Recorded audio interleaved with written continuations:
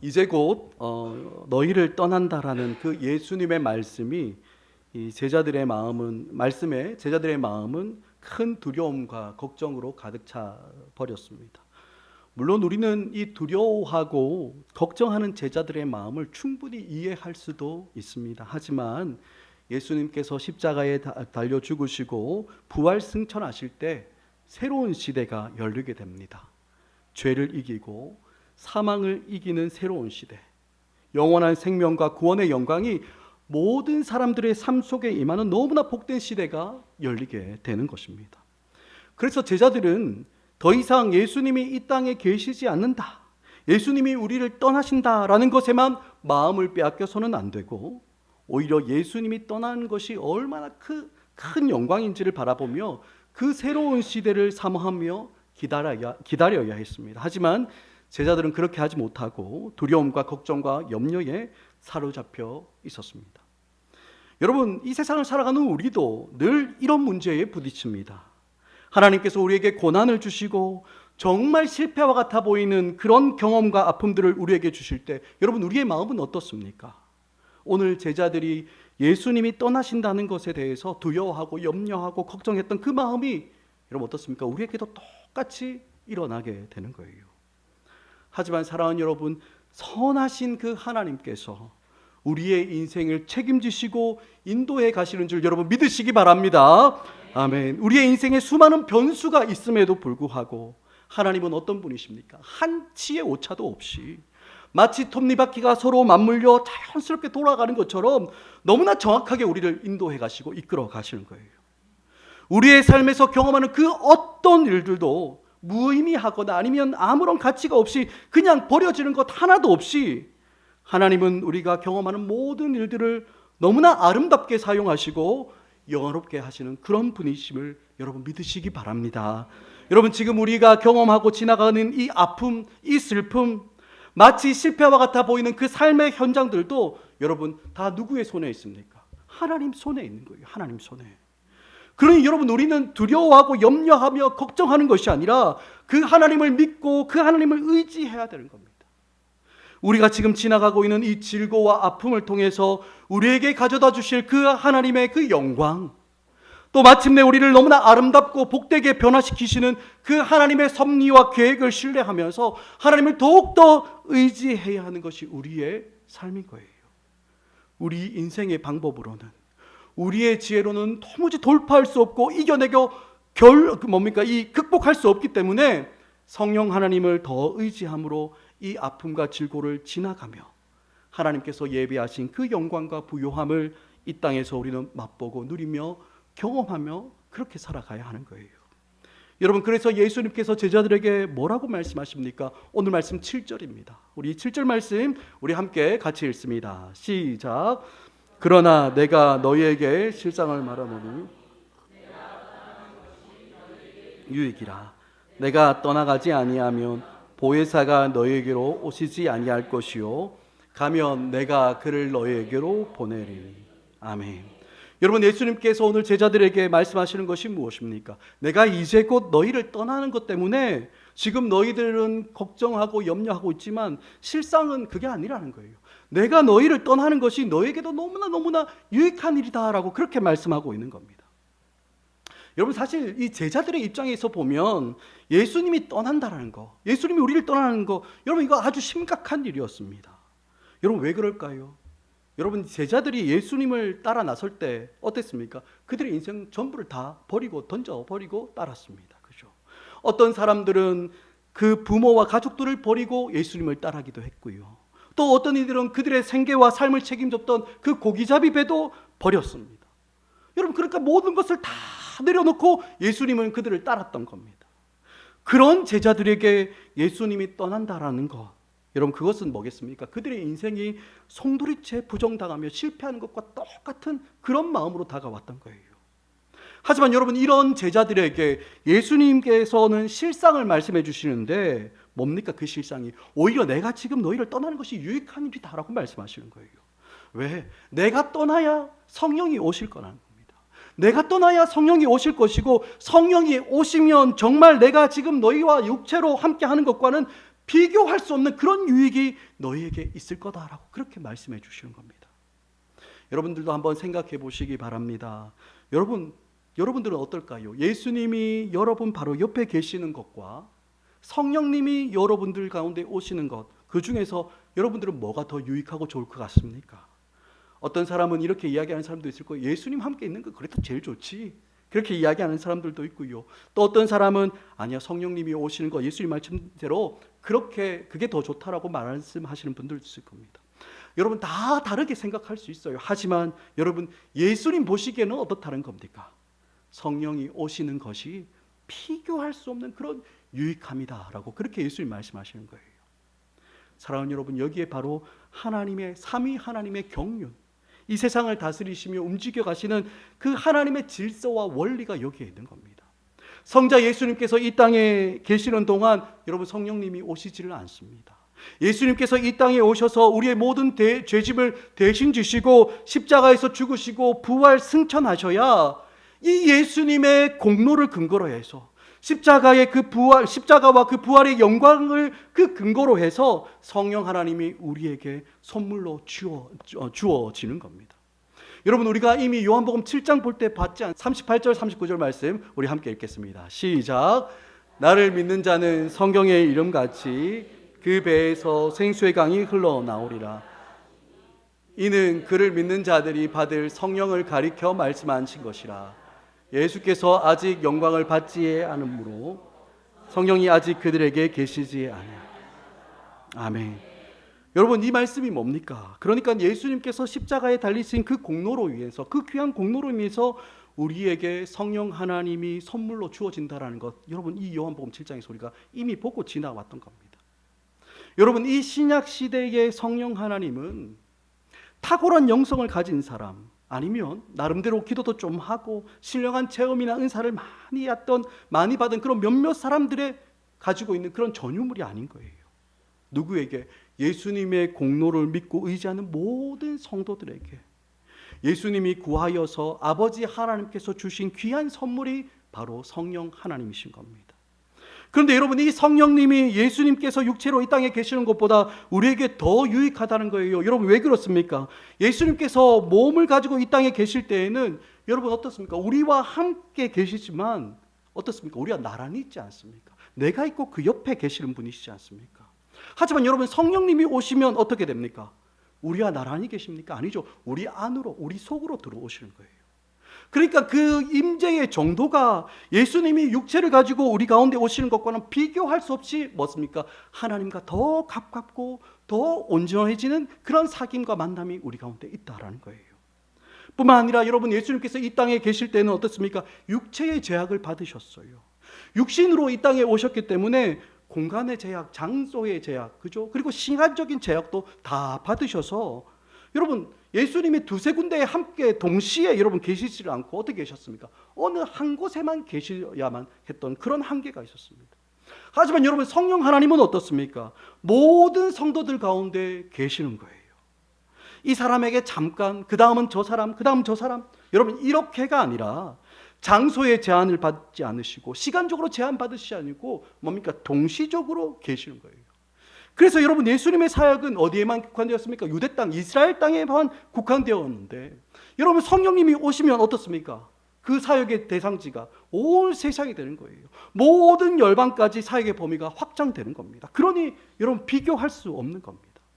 게다가 성령님이 오시면 말씀에서 우리가 보았던 이 하나님 나라가 우리의 삶 속에 직접 경험되기 시작하는 거예요. 그러니 성령님을 통해서 우리가 경험하는 하나님 나라의 그 풍성함과 영광은 말로 다 표현할 수가 없는 겁니다. 그래서 예수님은 성령님이 오시는 것이 우리에게 더 유익한 일이다라고 말씀하시는 거예요. 여러분 그렇다면 예수님이 떠나시고 이제 성령님이 오시면 어떤 일을 하시는 겁니까? 오늘 우리 가운데 오신 성령님은 우리 가운데서 어떤 일을 행하고 계시는 걸까요?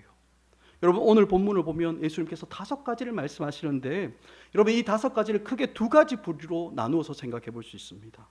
먼저 여러분 성령께서 오셔서 하시는 일이 첫 번째 일이 뭡니까? 8절에 나옵니다. 우리 8절 말씀 우리 함께 읽습니다. 시작. 그가 와서 죄에 대하여 세상을 책망하시리라. 아멘. 여러분, 성령님이 오시면 죄에 대해서 책망하시고, 의에 대하여 책망하시고, 심판에 대하여 책망하신다라고 이야기합니다. 여러분, 이것을 이 세 가지 일을 하나로 묶으면 뭐라고 이야기할 수 있겠습니까? 책망하시는 그 사역을 하신다라고 말할 수 있는 거예요. 여러분, 그런데 이 책망한다는 게 무엇입니까? 밝히 드러내 보이는 거예요. 밝히 드러내서 깨닫게 하시고 돌이키게 한다는 것이 이 책망하심의 사역입니다. 그러니까 여러분, 성령님이 이 땅 가운데 오셔서 하시는 첫 번째 중요한 사역은 이 세상을 책망하시는 거예요. 이 세상 가운데 밝히 드러내셔서 그들로 하여금 깨닫게 하시고 돌이키게 한다는 겁니다. 그런데 여러분, 성령님께서 세상을 책망하시는데 세 가지로 나누어서 책망한다고 해요. 죄에 대해서, 의에 대해서, 또 심판에 대해서 책망하시는 겁니다. 여러분, 먼저 성령님이 오시면 죄에 대해서 책망하십니다. 여러분, 그렇다면 성령님이 책망하시는 그 죄라는 게 뭡니까? 9절에 보면 이렇게 기록하고 있습니다. 죄에 대하여라 함은 그들이 뭡니까? 나를 믿지 아니하며. 그죠? 그러니까 성령님이 오셔서 책망하시는 죄의 본질이 뭐라는 겁니까? 예수님을 믿지 않는 것이다. 그게 이야기하고 있는 거예요. 여러분, 우리가 아무리 오랫동안 교회를 다닌다고 해도 성령님이 우리에게 죄의 본질이 무엇인지를 깨닫게 하지 않으면 여러분, 우리는 그저 껍데기 같은 신앙만을 붙들고 살아가는 것일지도 모르겠습니다. 성령께서 죄의 본질을 깨닫게 하시지 않으면 우리가 아무리 죄에 대해서 민감한다고 해도 그 수준은 뭡니까? 세상이 말하는 어떤 도덕성을 넘지를 못하는 겁니다. 물론 우리는 이 땅에서도 다른 사람들에게 욕먹지 않고 손가락질 당하지 않도록 도덕적이고 윤리적으로 그렇게 살아가야 합니다. 하지만 여러분, 그 정도로 사는 것이 신앙생활은 아닌 거예요. 여러분, 복음의 핵심 중에 하나는 죄의 본질이 무엇인지를 알고 죄를 깨닫는 것입니다. 이렇게 죄의 본질을 깨닫고 제대로 신앙생활하는 사람들은 어떻습니까? 다른 사람들을 볼 때 너무나 착해요. 너무나 선하고 아주 훌륭한 사람입니다. 그런데도 자기 자신에 대해서는 후한 평가, 좋은 점수를 주지 않습니다. 여러분, 왜 그렇습니까? 성령 안에서 자기 안에 있는 죄의 본질을 깨달았기 때문에 자기에 대한 좋은 점수, 후한 점수를 줄 수가 없어요. 그래서 언제나 주님 앞에서 또 그리고 다른 사람들 앞에서 자신을 낮출 수밖에 없는 겁니다. 윤리적이고 도덕적으로 겸손한 거, 여러분, 그런 것이 아니라 정말 내 안에 있는 죄의 본질을 내가 보았기 때문에, 내가 알기 때문에 자신을 그 앞에서 낮출 수밖에 없는 거예요. 하지만 여러분, 오랫동안 교회를 다니고 직분도 받고 또 이런저런 바른 말도 많이 하는 그런 사람들 중에도 정작 자기 안에 있는 죄의 본질을 바라보는 그 눈이 열리지 않는 사람들이 있습니다. 죄의 본질이 무엇인지를 몰라요. 그러니 다른 사람들에게 상식적인 기준이나 어떤 도덕적인 기준을 딱딱 들이대면서 비판도 하고 비평도 합니다. 비난하기도 하죠. 인생의 약함과 악함이 어떤 것인지를 보지 못하는 겁니다. 그래서 늘 신앙생활은 하는 것 같은데 언제나 껍데기에만 머물러 있고 신앙의 그 핵심 안으로, 신앙의 정수 안으로 들어가지를 못하고 있는 겁니다. 사랑하는 여러분, 죄의 본질이 무엇인지를 깨닫고 그 죄가 내 안에 있다는 것을 인정하며 돌이키는 그 일은 여러분, 성령님이 하지 않으시면 그 누구도 할 수 없는 그런 일인 거예요. 여러분, 죄가 무엇입니까? 성령님이 보여주시는 죄의 본질이 여러분 무엇입니까? 예수님을 믿지 않는 겁니다. 사람의 제일 중요한 문제, 죄의 문제를 자기 방식으로 내 힘으로 해결할 수 있다고 생각하면서 자기 힘으로 그것을 풀려고 하며 자기 힘으로 살아가려고 하는 거예요. 그래서 세상 사람들이 어떻게 삽니까? 열심히 살죠. 열심히 살아서 좋은 성과를 얻으려고 합니다. 학생들은 열심히 노력해서 좋은 학벌을 얻으려고 하고요. 또 어른들은 열심히 노력해서 더 많은 소유, 더 높은 지위를 얻으려고 합니다. 왜? 이런 노력의 결과들과 성과들이 내 문제를 해결할 수 있을 거라고, 내 인생을 책임질 수 있을 거라고 그렇게 믿고 있는 거예요. 하지만 여러분, 우리 성도들은 다릅니다. 우리 성도들은 달라요. 성령님이 내주하시는 성도들은 무엇이 죄인 줄을 아는 겁니다. 그래서 다르게 살아요. 물론 우리도 열심히 삽니다. 하지만 하나님이 없이 열심히 살면 그게 죄인 줄 우리는 아는 거예요. 도덕적으로나 이 윤리적으로 나쁜 짓을 하는 것도 틀림없는 죄입니다. 하지만 자신의 일에 최선을 다하여서 열심히 그렇게 살아가지만 주님을 믿고 의지하지 않는 것이 죄인 줄 아는 겁니다. 내 인생의 모든 문제를 스스로 해결할 수 있다고 믿는 것 그 자체가 죄인 줄 아는 거예요. 사랑하는 여러분, 오늘 말씀은 예수님을 믿지 않는 것이 죄다라고 그렇게 말씀하고 있습니다. 나는 열심히 살고 있으니까 괜찮고 나는 도덕적으로 바르게 살고 있으니까 괜찮고, 인생의 열매라고 할 수 있는 이런저런 성공들을 많이 거두었기 때문에 괜찮고, 여러분 이런 게 아닌 겁니다. 아무리 열심히 살고 바르게 살고 성공한 인생들, 남들이 알아주는 그 성공한 인생을 살아도 여러분 사람들은 죄를 짓습니다. 어떻게 해요? 하나님을 인정하지 않는 죄를 짓는 거예요. 하나님을 의지할 필요를 못 느끼는 겁니다. 예수님이 없는 인생의 그 종국이 어떻게 되는지를 모르며 그렇게 살아가는 겁니다. 하지만 사랑하는 여러분, 성령님이 오셔서 죄에 대해서 책망하시는 거예요. 성령님이 오셔서 우리의 눈을 열어서 밝히 보여주시는 겁니다. 그래서 우리가 최선을 다하여서 열심히 그렇게 살아왔지만 하나님이 없는 인생, 예수님을 믿지 않는 인생은 정말 바람 잡는 것 같은 헛된 일임을 우리로 하여금 보고 깨닫게 하시는 겁니다. 여러분, 사람들이 죄를 얼마나 좋아하는지 모릅니다. 악한 것인지를 다 알고 있는데도 그 죄를 내려놓지 못해요. 오히려 죄를 즐깁니다. 겉으로 드러나 보이지 않으니까 우리 안에 있는 죄를 토설하고 고백하려고 하지 않는 거예요. 하지만 성령님이 오셔서 죄가 무엇인지를 말씀하시고 책망하실 때 비로소 우리의 인생은 죄를 인정하며 그 앞에서 죄를 내려놓게 되는 겁니다. 껍데기만 붙들며 살아가는 우리에게 무엇이 진짜이고 무엇이 본질인지를 여러분 성령님께서 우리로 하여금 보게 하시고 깨닫게 하신다라는 겁니다. 여러분, 그리고 성령님은 의에 대하여도 책망하십니다. 여러분, 의가 무엇입니까? 의. 하나님 앞에서 바르고 옳다라고 인정받는 것이 의입니다. 그런데 보통 사람들은 이 의를 어떻게 생각합니까? 착하게 살면 의라고 생각해요. 도덕적이고 윤리적으로 바르게 살면 의라고 생각합니다. 자기가 이루어낸 그 좋은 업적과 성취 의라고 생각합니다. 하지만 여러분, 예수 공로가 아니면 의는 없습니다. 예수 공로가 아니면 의인이 없어요. 우리가 아무리 착하게 살고 바르게 살고 그렇게 열심히 살아가도 여러분 예수 공로가 아니면 여러분 그것이 우리의 의가 될 수 없는 거예요. 하나님 앞에서 우리를 죄 없다 할 수 있는 것, 여러분 그런 것들이 아닌 겁니다. 성령님이 오셔서 우리의 눈을 열어주실 때 우리가 지금까지 붙들고 살아왔던 것들이 우리의 최선과 우리의 노력하는 삶이 우리의 도덕성이나 우리의 윤리적인 삶이 정말 아무것도 아니라는 것을 보게 되면서 그때서야 비로소 우리는 예수님의 그 공로를 온전히 의지할 수 있게 되는 겁니다. 여러분, 교회 안에 있으면서도 얼마나 많은 사람들이 예수 공로가 아닌 다른 엉뚱한 것들을 붙들고 사는지 모릅니다. 진짜가 아닌 것들을 붙들고 그것으로 자기의 의로움을 삼으려고 해요. 하지만 여러분, 그런 것들은 전부 다 가짜입니다. 예수님의 그 십자가 공로 외에 하나님 앞에서 나를 의롭다 할 수 있는 것, 여러분 아무것도 없습니다. 성령님께서 우리 속에 오셔서 정말 의가 무엇인지를 책망하시고 보여주실 때 여러분 우리는 지금까지 붙들어 왔던 것들, 그 헛된 것들을 다 내려놓고 진짜 예수 공로만 의지하게 되는 거예요. 우리가 하나님 앞에서 의롭다함을 받을 수 있는 유일한 방법이 무엇입니까? 오직 예수 그리스도의 공로밖에 없음을 여러분 믿으시기 바랍니다. 여러분, 저도 마찬가지입니다. 저도 목사라는 이 귀한 하나님의 부르심이 저에게 너무나 큰 영광이고 감격입니다. 하지만 여러분, 하나님 앞에서 목사라는 직분이 보장해 주는 것, 여러분 뭐가 있습니까? 아무것도 없어요. 여러분, 목사면 다 천국 갈까요? 아닙니다. 천국은 목사라서 가는 것이 아니라 뭡니까? 예수 공로 의지하며 믿음으로 가는 것이 천국이죠. 여러분, 예수 믿지 않으면 평생 목회를 해도 구원이 없습니다. 여러분, 기독교는 원래 그런 종교입니다. 아무리 목사라고 해도 성령께서 열어주시는 죄가 무엇인지 의가 무엇인지 그거 모르면 여러분 예수님 믿지 않으면 여러분 구원이 없습니다. 여러분, 그런데 어디 목사만 그렇겠습니까? 우리의 모든 직분, 모든 섬김이 여러분 우리의 구원을 보장해 주지 않는 겁니다. 성령님이 오셔서 우리에게 의가 무엇인지를 책망하시고 가르쳐 주셔서 더 이상 쓸데없는 거 그거 붙들지 않고 오직 예수님만 바르게 의지해야 여러분 그게 진짜인 겁니다. 여러분, 우리가 엉뚱한 거 붙들고 살면 안 돼요. 여러분, 그래서 사도 바울도 어떻게 고백합니까?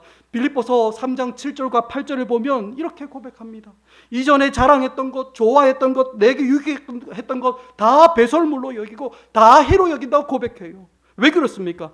내 주 그리스도 예수를 아는 지식이 가장 귀하고 가장 고상하기 때문에 내가 그를 위하여 모든 것을 잃어버리고 배설물로 여겨서 그리스도를 얻고 내가 그리스도 안에서 발견되려고 한다라고 그렇게 고백하고 있는 겁니다.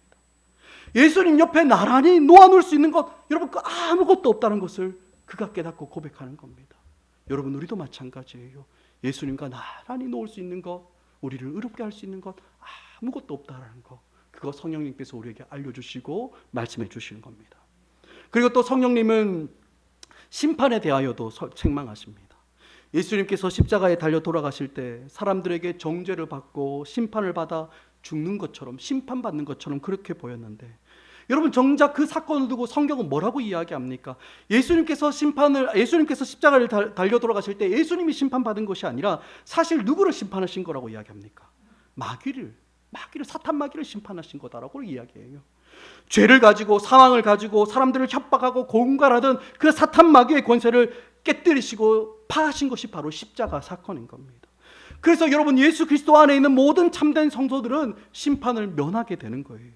하지만 여러분, 예수님과 관계없이, 상관없이 세상을 사는 모든 사람들은 여러분 어떻습니까? 여전히 심판 아래에 있고 그 심판이 임박해 있다라는 거예요. 여러분, 이 사실을 누가? 성령께서 오셔서 우리를 책망하시고 가르쳐 주시는 겁니다. 여러분, 그래서 성령님의 역사하심으로 인해서 교회가 부흥할 때마다 여러분 어떤 일이 일어나는지 아십니까?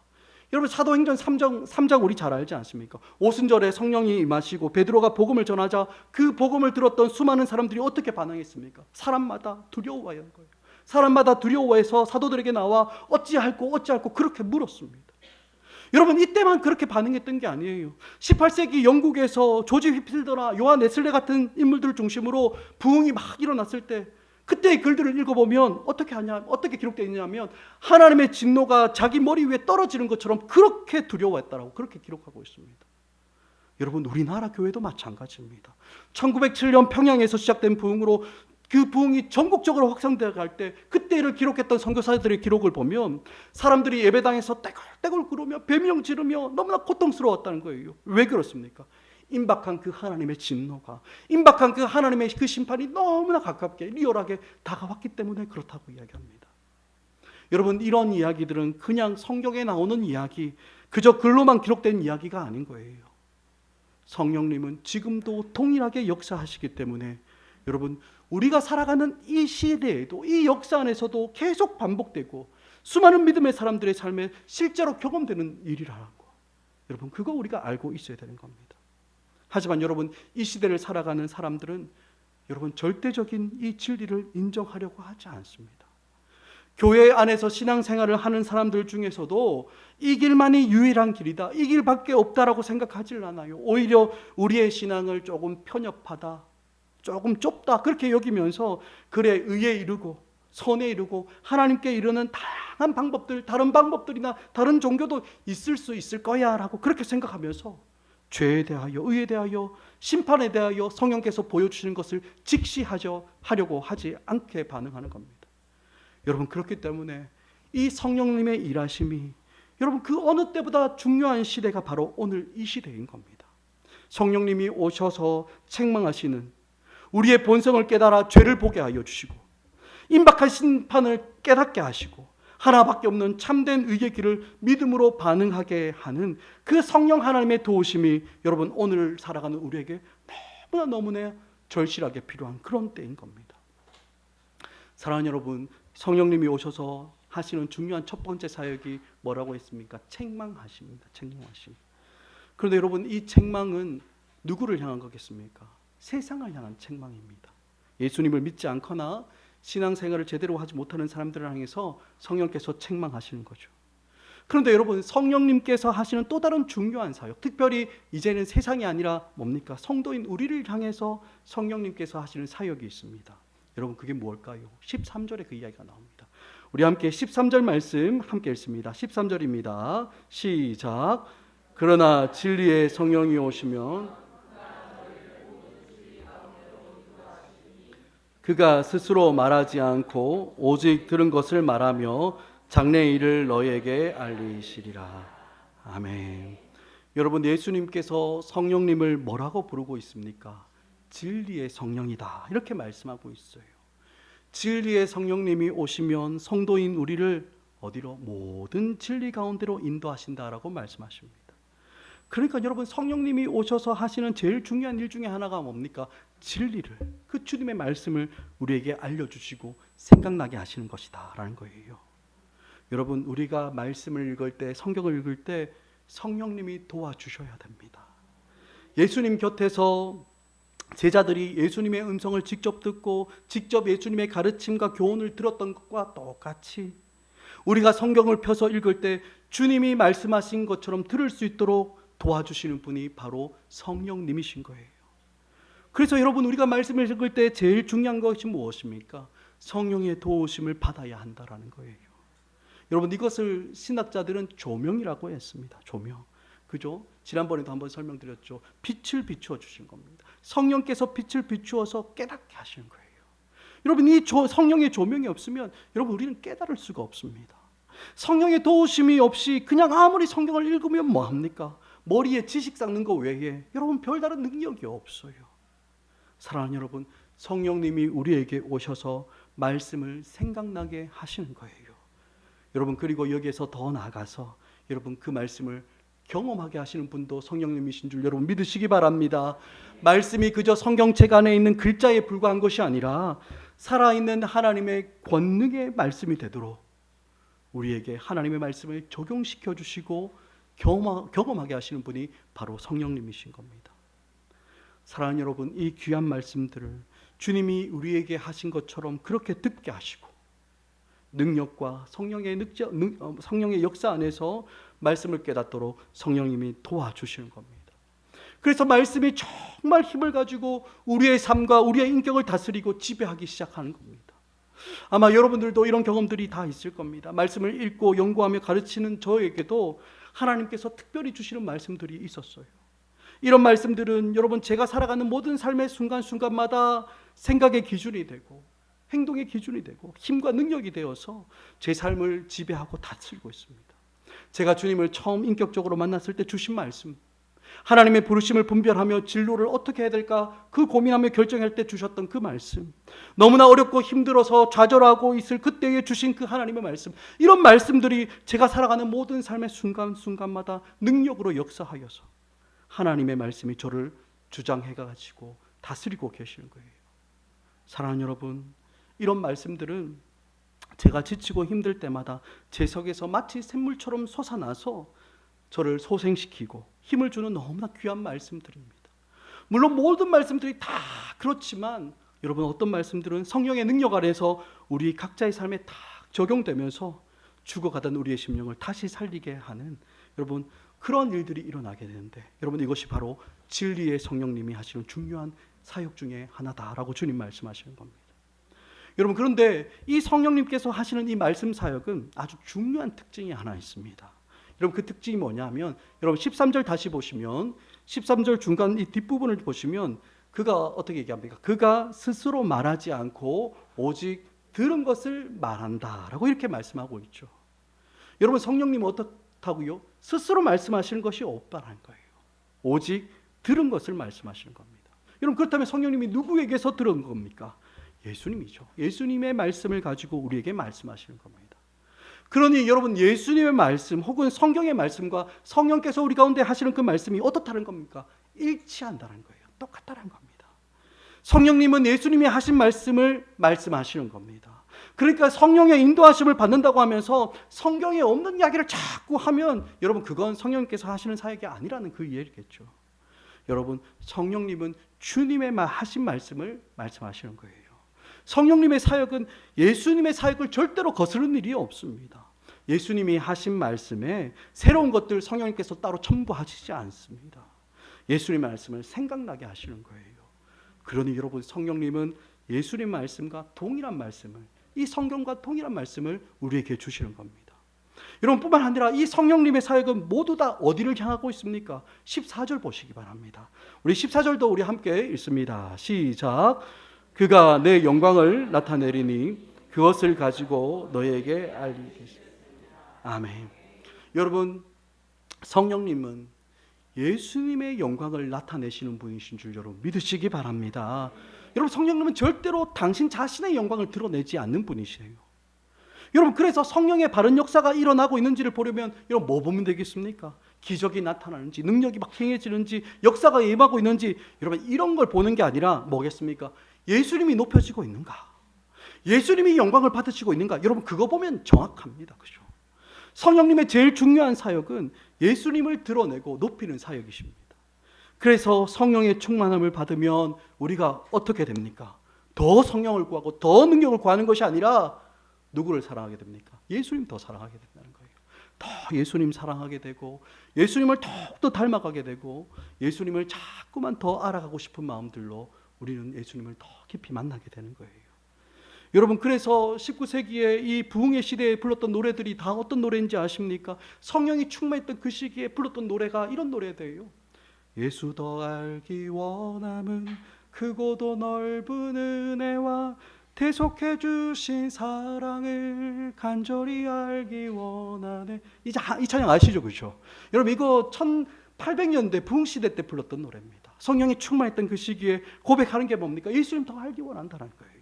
예수님의 그 은혜와 대속해 주신 그 사랑을 너가 알기 원한다는 겁니다. 또 이런 노래도 불렀습니다. 만입이 내게 있으면 그 입 다 가지고 내 구주 주신 은총을 늘 찬송하리라. 여러분, 성령이 충만한 그 시대에 불렀던 노래가 우리 구주 주신 그 은총을 노래하고 고백한다는 거예요. 여러분, 성령님이 오셨는데 성령을 높이는 것이 아니라 예수님을 사랑하고 예수님을 높이고 예수님을 더 알아가기를 원한다라고 고백하는 겁니다. 여러분, 성령님은 예수님의 영광을 높이시는 일들을 우리 가운데 하시는 줄 여러분 믿으시기 바랍니다. 여러분, 말씀을 뵙겠습니다. 사랑하는 여러분, 저는 우리 드림교회와 성도들의 삶에 이런 성령님의 역사가 선명하게 나타나기를 바라며 그렇게 기도하고 있습니다. 우리 교회와 성도들 가운데 성령께서 충만하게 역사하셔서 예수님만이 영광 받으시고 예수님만이 선명하게 드러나는 그런 부흥을 사모하며 저는 기도하고 있어요. 성령님께서 우리 가운데 역사하셔서 죄에 대해서, 의에 대해서, 심판에 대해서 책망하시고 깨닫게 하시며 우리 가운데 성령께서 역사하셔서 우리의 삶에 예수님으로 충만해지는 그런 일들이 여러분 우리에게 너무나 절실하고 시급하다고 저는 그렇게 믿습니다. 여러분, 정말 바라기는 이 성령 하나님의 놀라운 귀한 역사가 우리 교회와 우리 각 사람에게 충만하게 나타나서 예수님의 영광이 온전히 드러나는 그 은혜와 복됨이 우리 교회와 우리 모든 성도들의 삶 가운데 나타나기를 주의 이름으로 간절히 축복합니다. 아멘.